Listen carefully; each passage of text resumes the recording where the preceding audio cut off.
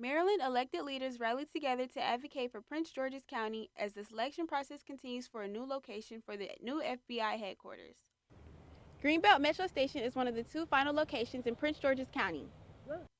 Thanks to President Biden's presidency, the process is finally continuing ever since Donald Trump stalled plans for development in 2017. The process for selecting a new FBI headquarters dates all the way back to 2012. Beginning with 35 sites under initial consideration, now down to 3 finalists, Prince George's County has 2 sites under consideration, one in Greenbelt and one in Landover. The third is in Springfield, Virginia. Throughout the years, the GSA stated the focus would be on access to transit, cost, and environmental impact when selecting a new site. As of recently, the GSA added new selection criteria for the FBI headquarters, in which it must now be proximal to Quantico, Virginia. Senator Mark Warner of Virginia says this decision makes the most sense. It was very appropriate for GSA to go back and kind of re-examine the criteria now that we're, 5-6 years in. This raises concern for every elected leader in Maryland because they claim this decision is not equitable enough. Prince George's County is the largest black and brown community in the nation and has historically missed out on federal investments when it comes to government office space. However, Prince George's County does have 48% of the government's warehouse space. Congressman Anthony Brown appreciates this privilege, but says that Prince George's County has a lot more potential.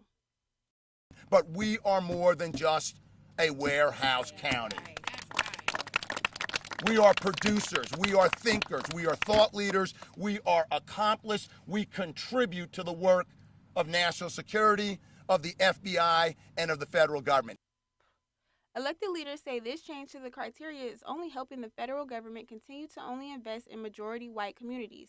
They spoke about how they want the White House to intervene this time as it could have major negative and generational effects on black and brown communities.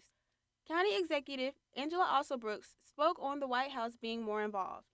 To make a policy decision that is consistent with its own executive orders that will correct for generations to come the inequities that we have had to live with over many, many decades. Elected leaders believe that the Greenbelt site is the best option if the GSA follows the criteria that was originally selected. Congressman Kwasi Mfume lists several facilities that are near the Greenbelt site as alternatives in response to the new GSA concern for proximity.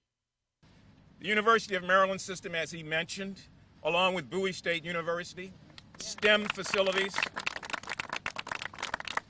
the National Security Agency, the U.S. Cyber Command, the Secret Service Training Center here, the Bureau of Alcohol, Tobacco, Firearms, and Explosions National Lab here in Maryland, Andrews Air Force Base here in Maryland, the Federal Enforcement Training Center in Cheltenham, BWI Airport, and Reagan National. The elected congressman says his stance on the issue will not be put to rest until the rules remain fair. And we're here today to say until that changes, we will not go away, we will not shirk, we will not shrink our responsibility. We'll continue to call it out. We'll do whatever we have to do in the United States Congress and outside of that to make sure that one set of rules remains and this county benefits as it should. The GSA has released a list updating its criteria for how the FBI headquarters will be selected. It has not released a timeline for when it will happen. Thank you for watching Victoria TV with Victoria Baker.